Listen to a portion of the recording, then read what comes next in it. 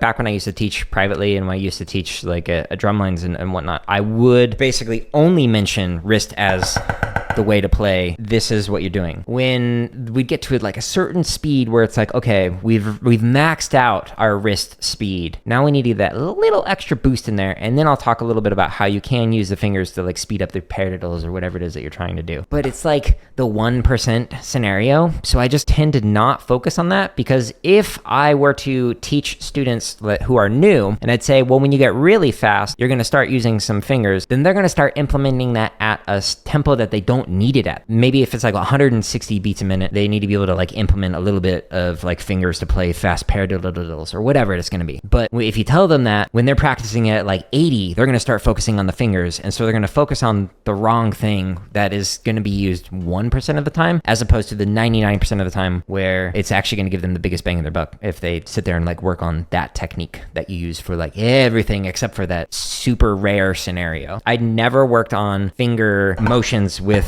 traditional grip and whatnot, and was still able to play all the snare breaks, etc. that I needed to with wrist rotation and with a controlled rebound. But there are many like drum kit players who do use finger motion, and it gives them a thinner, weaker sound that might sound fine on drum kit when the only person playing it. The inconsistency is not going to be heard, but when I was marching with like several other people, I can't do that technique. It's not that it's like right or wrong, it's just the different context for it. So on a snare line, it might sound really dirty.